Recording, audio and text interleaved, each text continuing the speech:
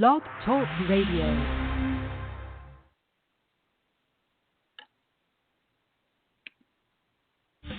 Hello, and welcome to Shedding the Bitch Radio, where you can discuss, debate, and get advice on how to discover and shed the bitches of fear, insecurity, self-doubt, and negative mindsets so you can realize your dreams and life purpose and create and accelerate the riches you want in life. Join us here live every Tuesday at noon Eastern and dialogue with us at 818-572-2910. You can also chat with us at Blog Talk Radio /SheddingTheBitch or share your stories on our website at SheddingTheBitch.com. Whatever the bitch is that's holding you back from living your life to the fullest, it's not worth giving up the riches in life that you deserve. So call in now and let Bernadette Boas know what's holding you back. 818-572-2910. Good day, everyone. How are you on this beautiful Tuesday? At least it's here in Atlanta. We're a little bit cloudy, but nice. Oh, check it out. What do you call those? Boomerangs.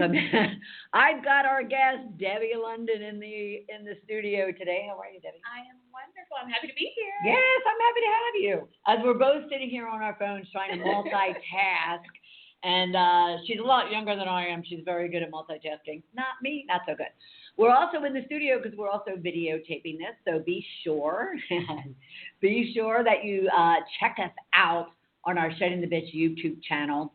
And we'll be sure that it's also shared out on our social networks and our website. I am very excited about this week. A little bit scared, a little bit nervous. Not about the conversation, by the way.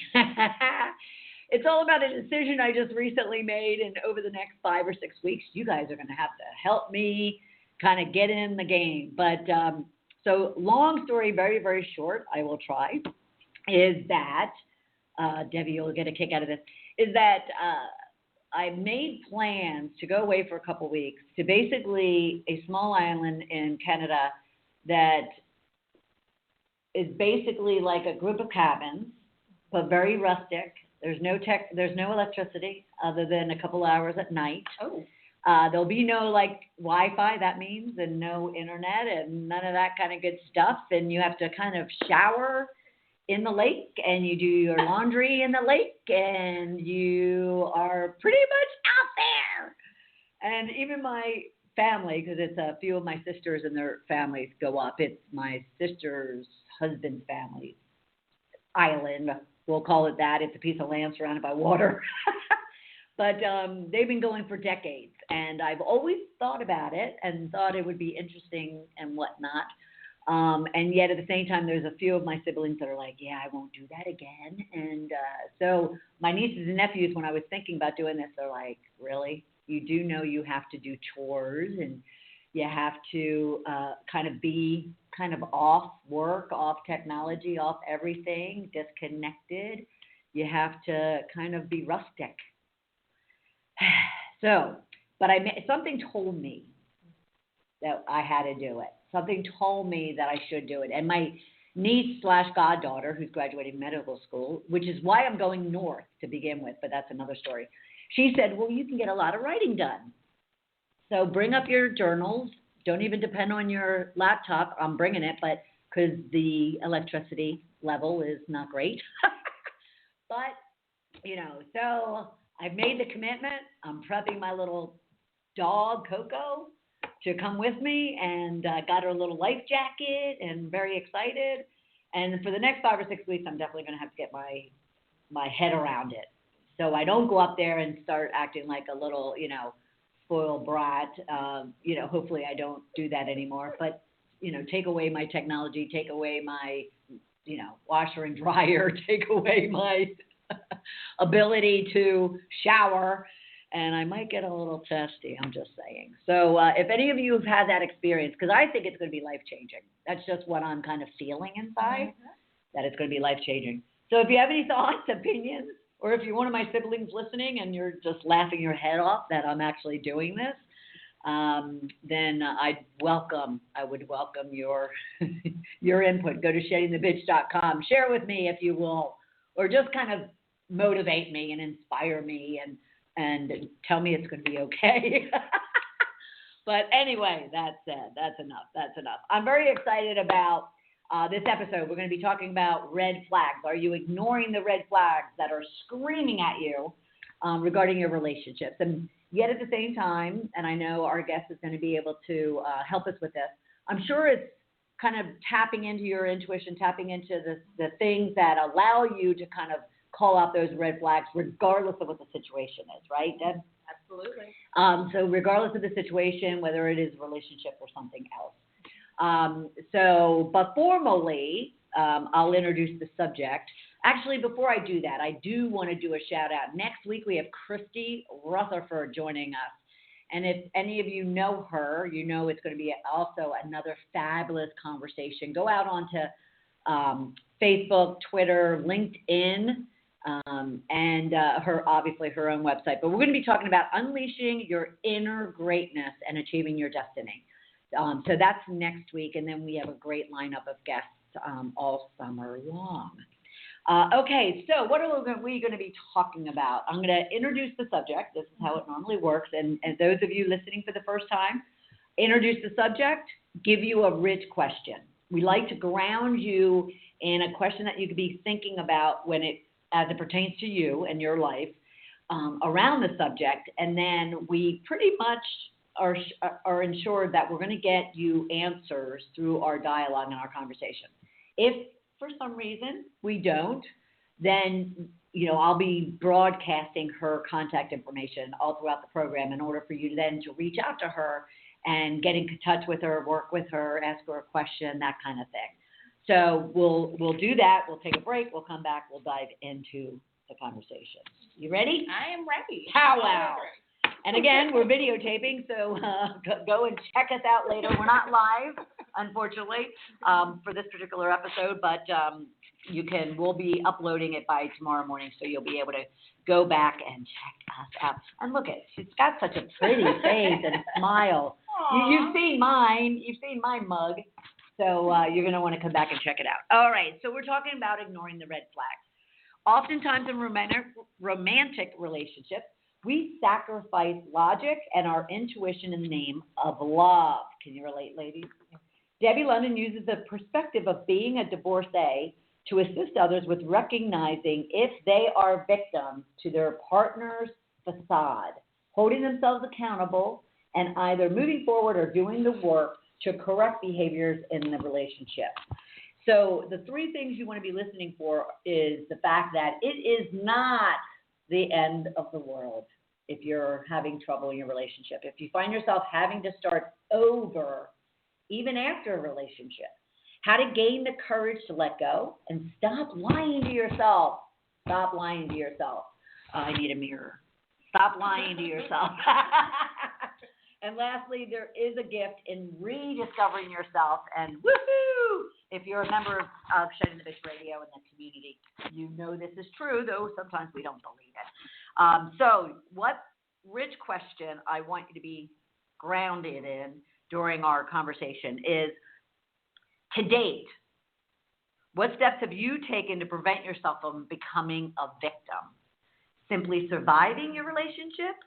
Or are you thriving in it? You like that? I like it. It's Oh, really good. Awesome. That's why I got paid the big bucks. That is so me. I love that question. That's good. Okay, because I I love that kind of knew stuff. you were going to be able to answer it. So what steps have you taken to prevent yourself from becoming a victim? Simply surviving your relationship, or are you thriving in it? So that's what I want you to be grounded in as we talk with our guests. Rich tags you could be using: Facebook, Twitter, Instagram, Pinterest, you name it. Whatever it is that she just did earlier. Instagram. Hashtag relationships. Hashtag divorce. Hashtag thrive. Hashtag shed the bitch. So we're going to take a break. I'm going to get some water. And when we get back, I'm going to do a formal introduction of our guests. And then we'll just take it from there and give you the signals of red flags in your relationship. We will be right back. You are listening to Shedding the Bitch Radio with Bernadette Boas. We are inspiring individuals around the globe to discover, confront, and shed their bitches of fear, insecurity, and negativity so they can create the riches in their career, business, and life they deserve. Be sure to check out Bernadette's book, Shedding the Corporate Bitch, Shifting from Bitch to Rich in Life and Business, available on Amazon and sheddingthebitch.com. We also want to thank our sponsors, TSR Consulting, who offers a broad range of tax services for small to corporate-sized clients. Go to tsrconsulting.com to learn more. And Parker House Virtual Services, who provides virtual assistance and social media support for small to medium-sized businesses. Email Deborah Parker at deborahparker78@gmail.com for more information. To become a sponsor or advertiser on our program, email us at mediarelations@sheddingthebitch.com. Shedding the Bitch Radio airs every Tuesday at noon Eastern Time. Be sure to go to blogtalkradio.com/sheddingthebitchradio and follow the program for all of the updates and announcements of our guests and show topics. Now let's return to Bernadette and Shedding the Bitch Radio.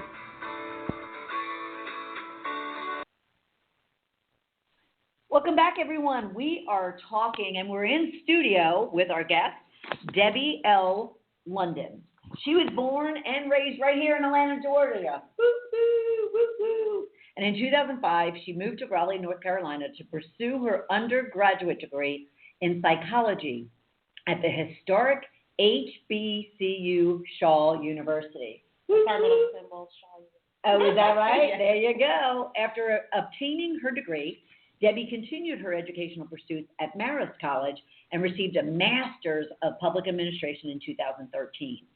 Over the years, Debbie has consistently maintained an innate passion to help others with a specific focus on spiritual and emotional healing. This is best exhibited throughout her professional career, which includes psychological testing, counseling children and families, and client interactions in psychiatric hospitals.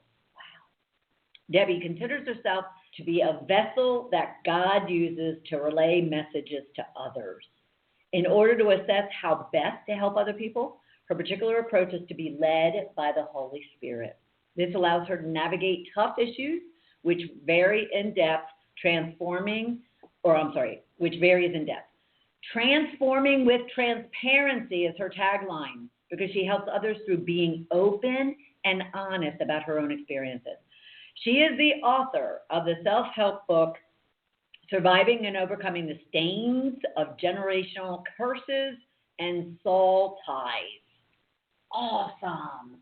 Heavy stuff. Awesome. Her second book, here it is. If you're watching this on YouTube tomorrow, you'll see it. Her second book is Your Facade.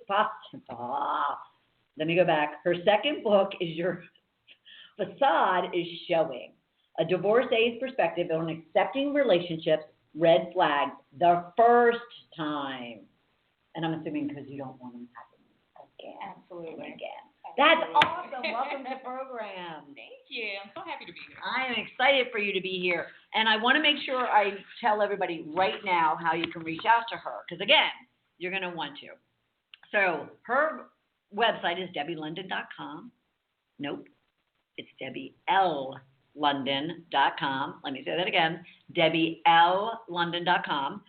Her email, debbie@debbielondon.com. She makes it easy. I love it. Facebook, Twitter, everywhere. Debbie L. London. Perfect.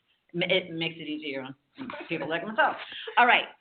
So, wow, there's so many places we can start. So let's just start here.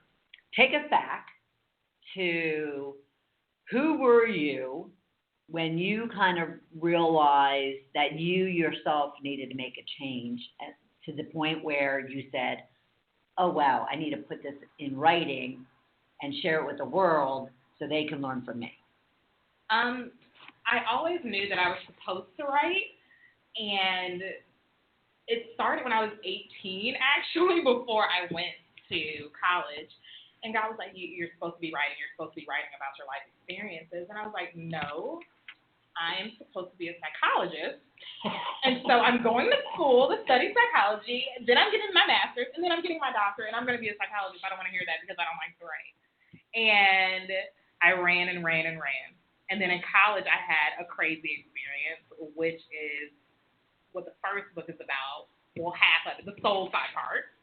Which I have to repeat the title of it again because it's awesome. Residue, surviving and overcoming the stains of generational curses and soul ties. That's awesome. It is. That's a awesome. very interesting read for sure. Lots of good stuff in there that may or may not freak you out, spiritually speaking. But I went through a lot of experiences in college and growing up in childhood, and it wasn't until a few years ago, and it was nudging me again. And I remember at the job I was at, I was crying in the parking lot, and I was talking to my sister, and I'm like, I'm supposed to be doing something more. You know those moments when you feel Amen. just completely unfulfilled and you feel empty and you're like, this is not the end all be all. Yep. That is the moment I had in the parking lot at my job, and I was crying, and my sister said, you know you're supposed to be writing. Just write. And she said, take a notebook with you everywhere that you go and just write. It doesn't matter what it is. Anytime you have a thought or a note, put it in your phone. And that is what started the journey. And I said, I'm no longer going to run from writing. And I just let Embrace the pen, it. Exactly. I just let the pen hit the paper. I didn't worry about the order. I didn't worry about the chapters or the sequence, and everything just fell in line on its own. And even the title, God woke me up out of my sleep and said, it's Residue.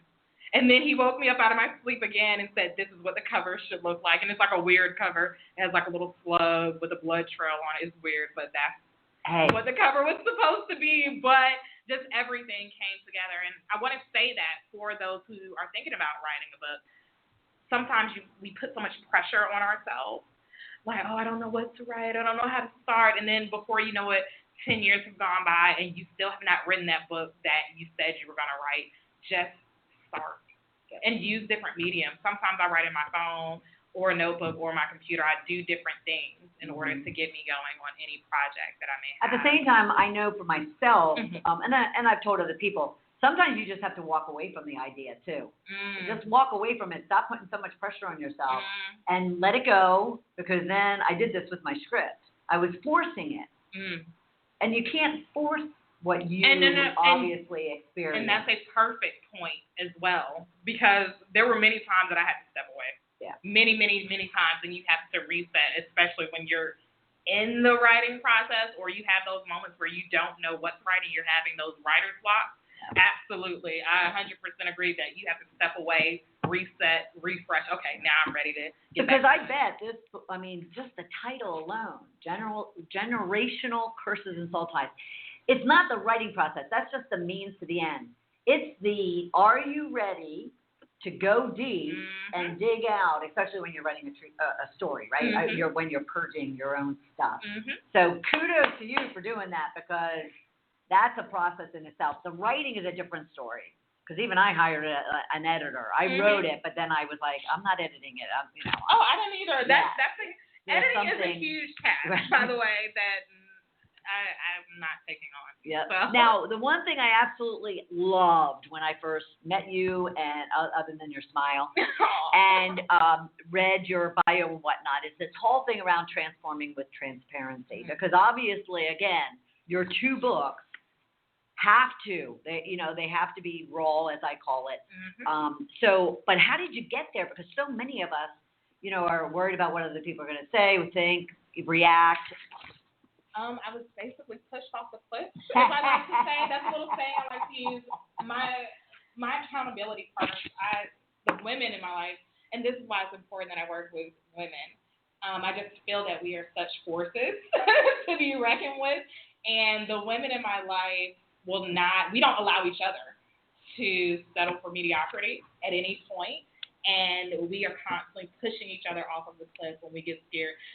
I will not even try to make it seem like it was easy, because there was a lot of crying. There was a lot of, no, I don't want to do this. And why do I have to put my business out there? I don't want to do it in this way, because trust me, this is all like me being led spiritually to do this. Because if I had it my way, I would not share anything with anyone. But with my first book and releasing that one, I was still extremely terrified.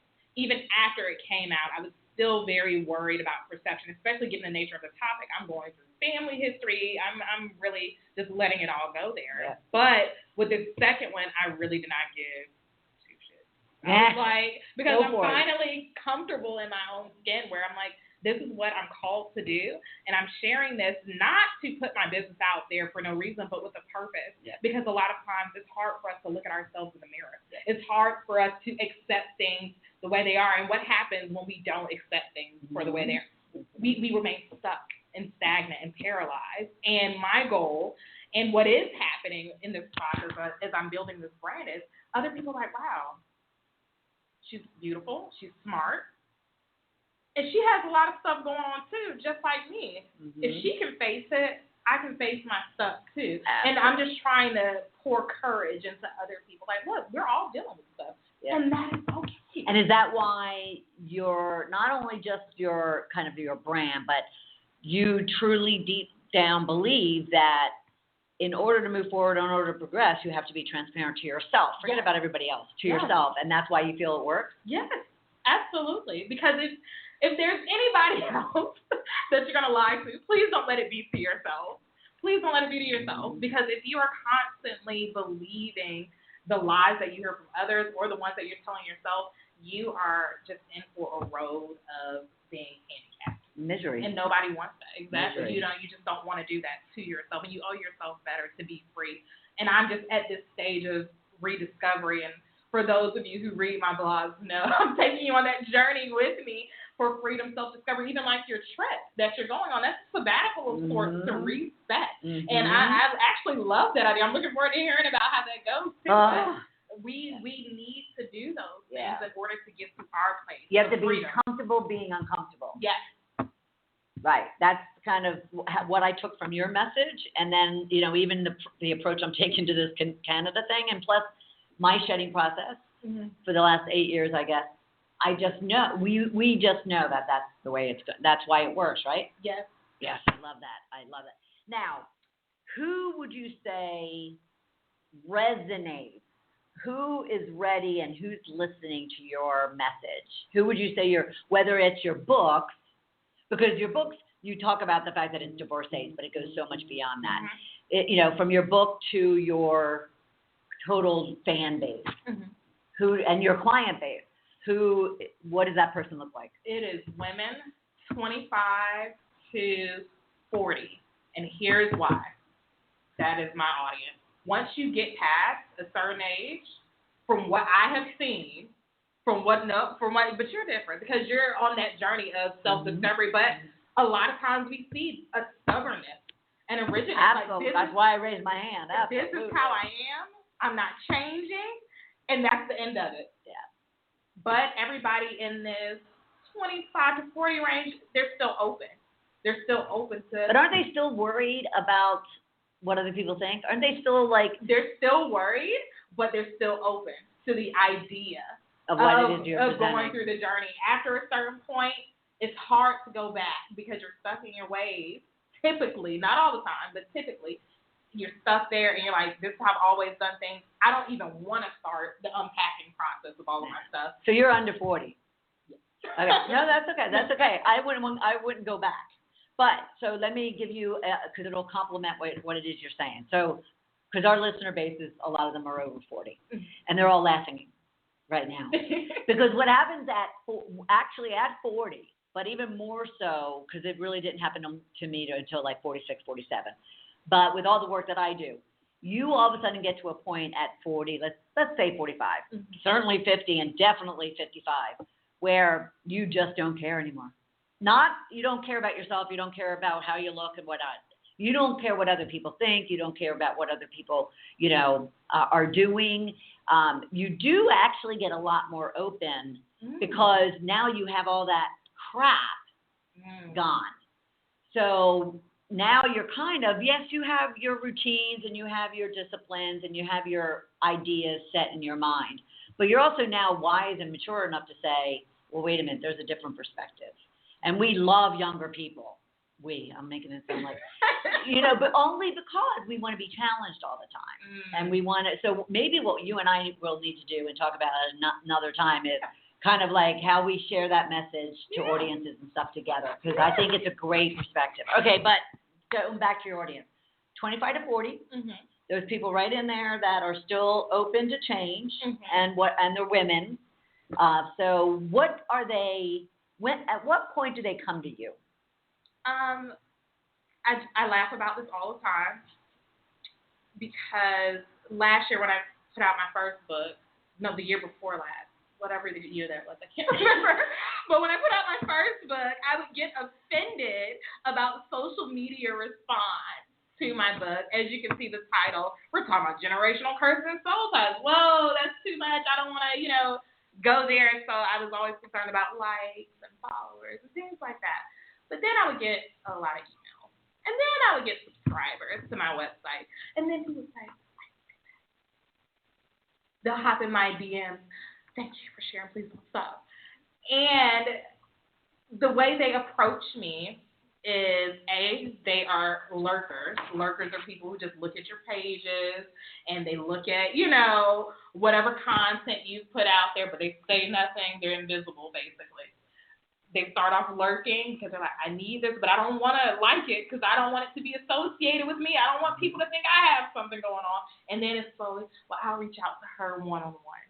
And then it's, okay, now I'm going to make it, but you know what, this is okay. And that's how people approach me. It's like a step-by-step, and I don't even get offended anymore. No. Because I understand. Yep. Looking in the mirror is a process. Sometimes we feel like, you should just be able to hold it up. No. It's, okay, I have the mirror here. I got it here near me now. Okay, I'm holding it. I'm looking at it with one eye. Now, okay, it's not so bad. It's not as bad as I thought it would be. Okay, I actually like this. You're covering your face. I just feel like looking in the mirror is a process, and that's how people approach me. It's a slow. It's like we're getting to know each other. I want to make sure I'm okay. I don't want to feel crazy. And then they realize, okay, this is okay to look in the mirror. Now I'll pick it up. And plus, you're very open, so you're very trustworthy, and you're you can tell that you're not judgmental, and you're not there to fix them. You're there to just to kind of show them the mirror. Yes. And then guide them to let them make their decision. Yep. Beautiful thing, isn't it, people? It's a beautiful, beautiful, beautiful thing. Okay, let's see.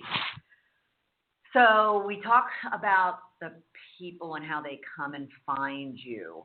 Are there any nuggets you can share with us when you do find that person who's willing to kind of push themselves, get themselves uncomfortable, look at themselves in the mirror? What are some aha moments, maybe that you've experienced, but also that your clients have experienced through that process? I'm trying to think of a good one. There are some people that I have never even spoken to. Like, I don't even know what their voice sounds like because our communication has been through email or something like that. And I've had one of my Instagram followers. We had an entire session being because it's interesting to me how sometimes the subjects are so touchy that it hurts people to even have a conversation as we're doing now. So we kept it safe in the manner that they wanted to and did it via email. And the aha moment for them was I had to let go of the past hurt of my family issues is what they were dealing with. The issues within their family and something. It has basically held them captive for their whole life. And in reading the first book, they said, I'm finally able to get the freedom that I need. And that was like an amazing, to me, I think it's cool because I've never heard their voice. I don't know anything. Well, and I want to turn that around for everybody listening to make sure that what she is actually saying is she can help you in whatever form, in whatever medium you want to use. So don't tell yourself or don't make the excuse that, I don't want to talk to somebody or let them see my face, or I don't want to meet one-on-one, or I don't want to sit on somebody's couch. Because I too, writing is, you can write it. You can chat rooms and, all the different mediums that are available out there. Email is just very nice and simple. There's no reason for you not to get the help that you need and not to engage somebody like Debbie that you want to be engaged with. So get off, the excuses and just reach out because you, like she said earlier, you deserve it. You deserve it. We're going to take a quick break because something got in my throat.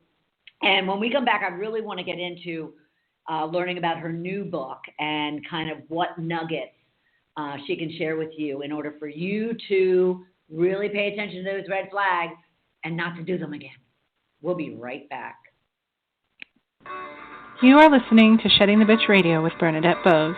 We are inspiring individuals around the globe to discover, confront, and shed their bitches of fear, insecurity, and negativity so they can create the riches in their career, business, and life they deserve. Be sure to check out Bernadette's book, Shedding the Corporate Bitch, Shifting from Bitch to Rich in Life and Business, available on Amazon and sheddingthebitch.com.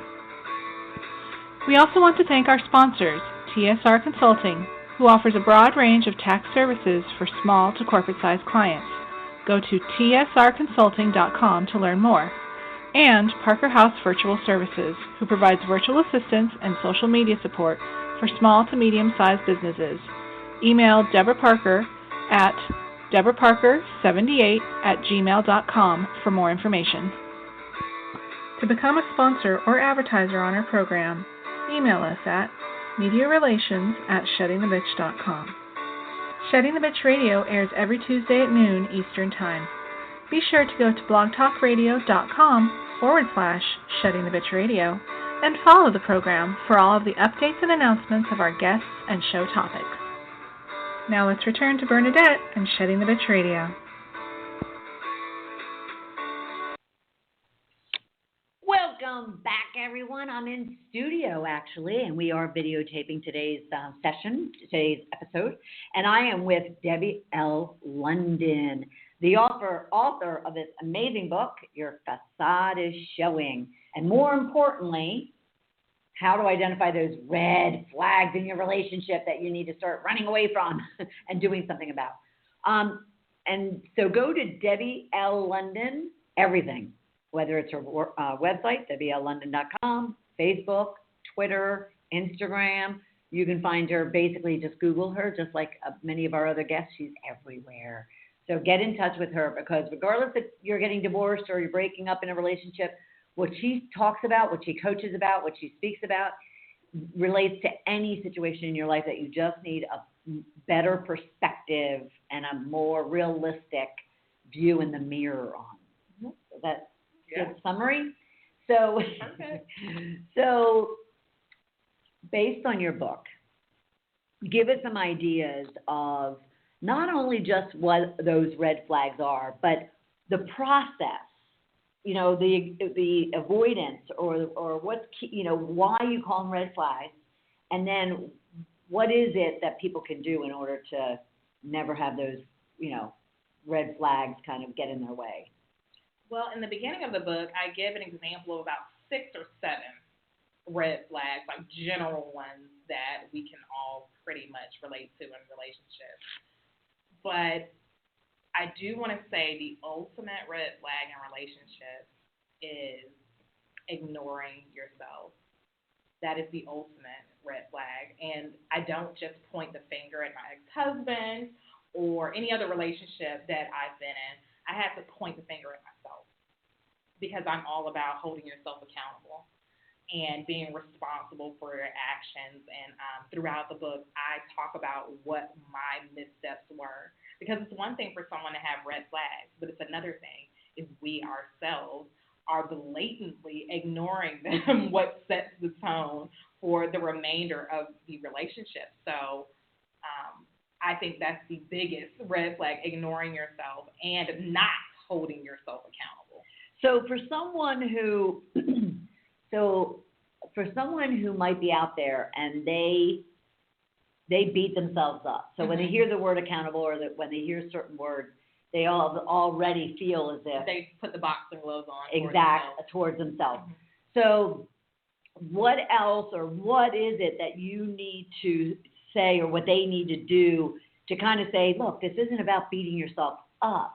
You're doing that enough already. Mm-hmm. Holding yourself accountable does not mean beating yourself up. It just simply means what? When I say holding myself accountable, especially during my divorce process, that was me basically peeling back the layers, using hindsight to mark. For example, in the beginning of my relationship, my ex-husband didn't approach me. A friend of his did. And it wasn't until, and it sounds crazy, but this set the tone for the 7 years that we were together. He didn't approach me.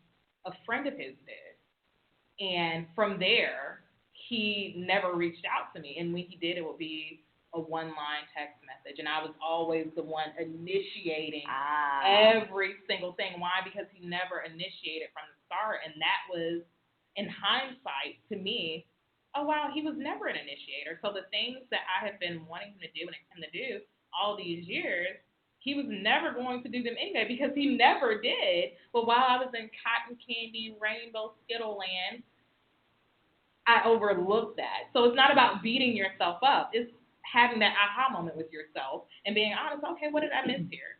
Okay, that's fine. And I accept that. It's about acceptance, not let me tear myself down. Oh, you're so stupid. You should have never did that. And you should have paid attention the first time. You wouldn't be here. No. It's okay.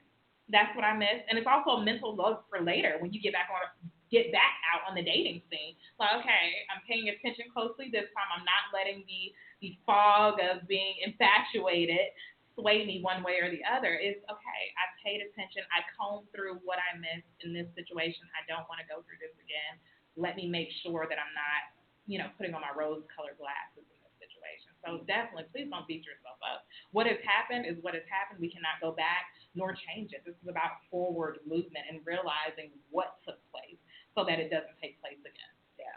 No, perfect. Because I just know our audience members, they're sitting there kind of already going, oh my God, now I have to hold myself accountable. And holding yourself accountable is just, first of all, it sets you free. Oh, it really it sets you free really to hold yourself accountable and say, you know what, I screwed up. But I have the wisdom and knowledge that I need going forward so that I don't have to go through this again. What I like to think about in these I won't even say negative situations, these difficult times in our lives, I always like to say, God, what am I supposed to receive here? What is the lesson I'm supposed to learn? Even when I'm in the thick of it and I'm frustrated and everything else, what am I supposed to learn here? Because the most important thing is, what is the lesson I'm supposed to learn so that I can apply it to my life, as I move forward in a healthy way. So please, accountability means freedom for you. That means wiser decisions later for you by holding yourself accountable. I don't want you to be like an ostrich and have your head buried in the sand. And, out of sight, out of mind, I'm not going to deal, because it also keeps you from dealing with whatever it is that is causing you to accept certain behaviors from other people, or what causes you to dismiss certain things in the first place. So I want you to be able to be comfortable with unpacking that for yourself. So because this isn't also, and you emphasize it, it's not also where there has to be a divorce or a breakup. Absolutely. It also is where you want to identify these red flags. You want to hold yourself accountable. You want to make changes so you can be a better person in that relationship and keep and grow the relationship. So you had said, from accountability perspective, some people are just not quite ready. No, what I wanted to ask you about. Some people are not quite ready to hold themselves accountable. At the same time, when you reach out, in this case, to God, and you're looking for those signals, you're looking for those words, you're looking for those signs. How do you get your clients to, not only recognize them, but not dismiss them, like as opposed to because they don't want to, right? So he gives you something that's a little bit too challenging or a little bit scary. You're being nudged in a certain way, but it just is it's uncomfortable. Yeah. So how do you, or what do you suggest to individuals to kind of, first, they're now, based on what you've already talked about, they're listening for those signals and signs and those red flags. And now it's just a matter of how do they go beyond, stop lying to themselves so they can then take action for themselves. Well, I feel like across the board, everybody that has read my book so far has had because you need to read it. has said the same thing. Is when you have that inkling, this is really about personal intuition. And normally, I like to think when you first meet someone and you're dating them, and then like you have that internal eyebrow raise, like, I don't know how I feel about that. And it can be ever so slight and subtle, but taking that mental note for yourself, and then I'm not saying look for there to be an issue, because I know there are some people that can be self-sabotaging. And like, I'm looking for something to be wrong, so I'm going to create an issue there. And that's not what I mean. I mean, like, those moments, those genuine moments where you're like, that kind of made me cringe, or whatever it is, whatever that quirk, whatever that thing is. For example, I'll just pull one out. If the person that you're dating has children and you see that maybe they neglect their children in some way, just as a random thing, and that doesn't sit well with you because maybe you are a mom or you want to be a mother and you're thinking, this may not be something I can take seriously later. Regardless of how cute he is. Exactly. And for me, I feel like in order to take action, I would have the discussion with that person first. Because sometimes it's not necessary to completely, I'm done with you. You're not perfect. You don't have everything together. But first having the discussion and acknowledging whatever it is that's bothering you, because one thing that we do, we tend to bury things. But that's how we end up dismissing the red flags, because we keep moving forward and we keep building without addressing any issues. So the first thing I would do to take action is address whatever that feeling that you have. And you know that feeling for yourself. We've all had it. You know it. And then the second thing, monitor.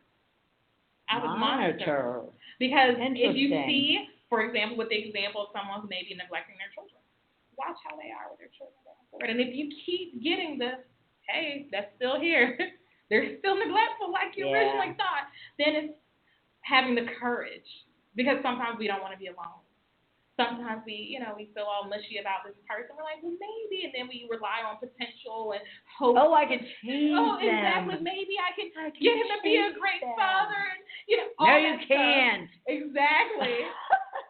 It will be having the courage to do what is ultimately going to positively add to your life. And if you want children, or if you're a mother and that is a deal breaker for you, whatever that deal breaker is, I'm just using this example, I would have the courage to start to separate yourself and move forward. So address it, monitor, and then make your decision after you monitor. On that. That's awesome. Awesome. Okay, so because we're going to keep talking, we're going to break in a few minutes, but not right now, because I need to know.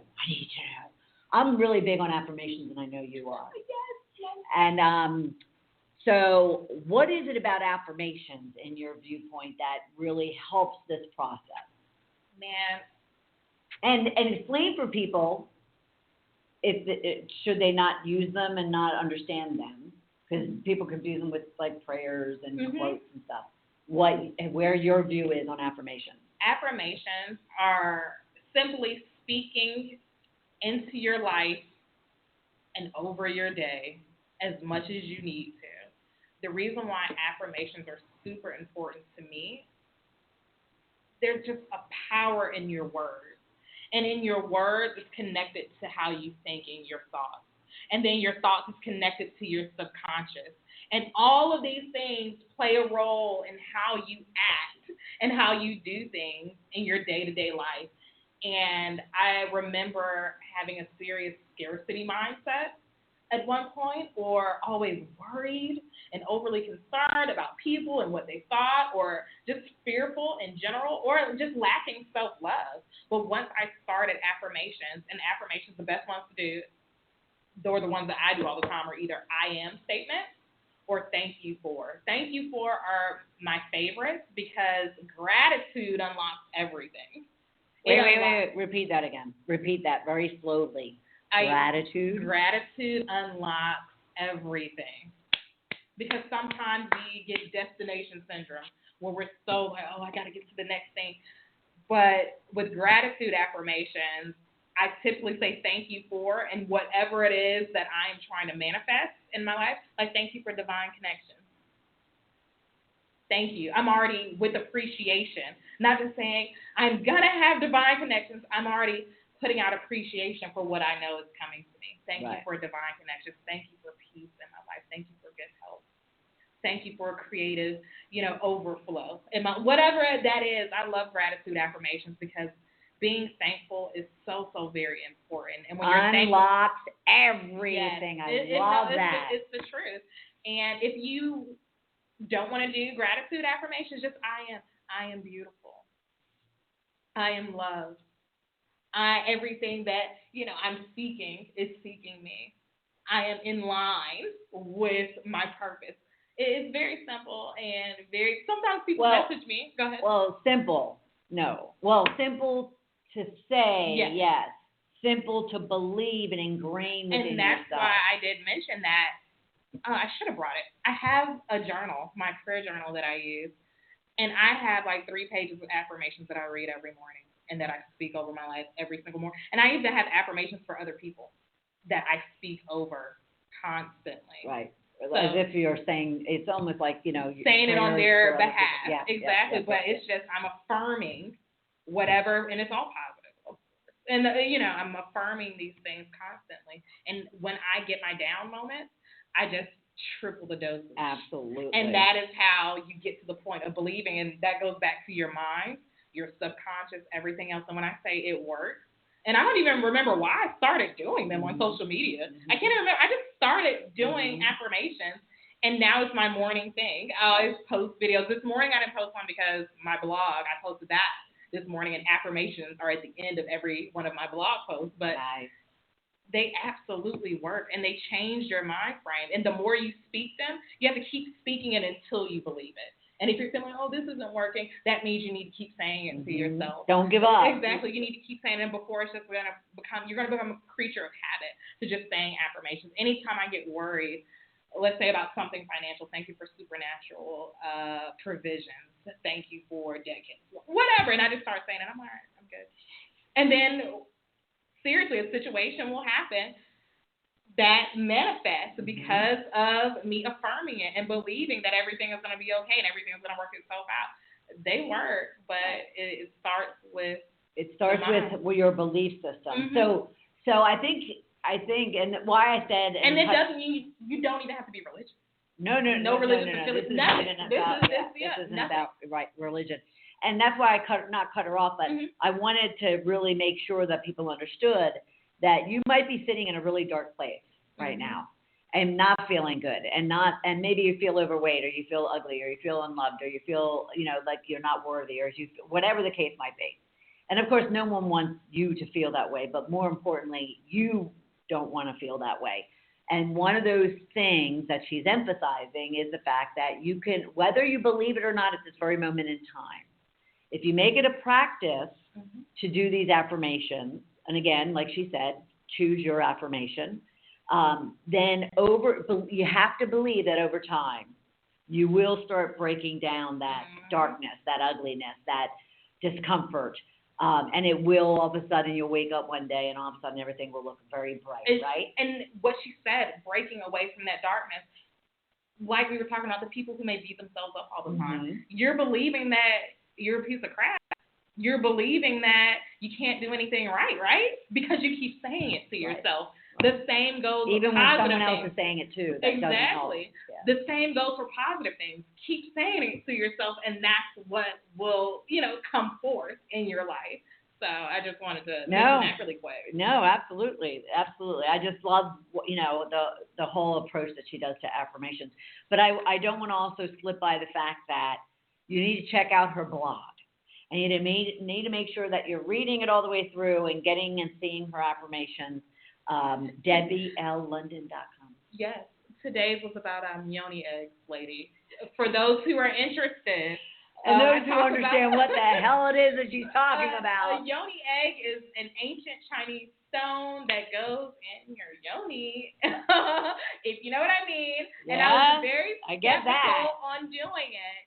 But when I tell you the healing energy and the breakthrough that I had from it, I was actually shocked. And it was a pretty cool experience. All right, you know what I'm doing after this radio show, right? Yes, ladies, please look up. You will not regret it. Look up Yoni Eggs. eggs. YoniEggs.com. that's where I got Well, mine first from. I'm going to your blog and reading your And I your linked it in piece my blog as well, just because I want you to use a legit source for your stone. But pretty amazing stuff. And again, like you're going to Canada and you're doing these things for refresher. It's like it is an awesome spiritual, mental something just to do for you. Yeah. Sort of Well, thing. and more so, and this is important to say too. It's more so I'm intentionally going to make myself uncomfortable so I can become comfortable. Love it. I don't know what that comfort is going to look like, and I don't know what the uncomfortable, I can imagine, is going to look like. Purposely going and putting myself in an uncomfortable situation so I can have kind of a breakthrough to being comfortable, whatever that looks like at that time. I'm very comfortable right now, don't get me wrong. I just also feel that I need to push myself and make myself uncomfortable because I know that there's a layer, like we were talking about layers earlier, that I still want to, I'm still working on to peel back. All right, we're going to take a quick break, but we still have tons to talk about. DebbieLLondon.com, and that's her handle everywhere. So be sure to be hooking in as we're taking this break, and we'll be right back. You are listening to Shedding the Bitch Radio with Bernadette Boas. We are inspiring individuals around the globe to discover, confront, and shed their bitches of fear, insecurity, and negativity so they can create the riches in their career, business, and life they deserve. Be sure to check out Bernadette's book, Shedding the Corporate Bitch, Shifting from Bitch to Rich in Life and Business, available on Amazon and sheddingthebitch.com. We also want to thank our sponsors, TSR Consulting, who offers a broad range of tax services for small to corporate-sized clients. Go to tsrconsulting.com to learn more. And Parker House Virtual Services, who provides virtual assistance and social media support for small to medium-sized businesses. Email Deborah Parker at deborahparker78@gmail.com for more information. To become a sponsor or advertiser on our program, email us at mediarelations@sheddingthebitch.com. Shedding the Bitch Radio airs every Tuesday at noon Eastern Time. Be sure to go to blogtalkradio.com/Shedding the Bitch Radio and follow the program for all of the updates and announcements of our guests and show topics. Now let's return to Bernadette and Shedding the Bitch Radio.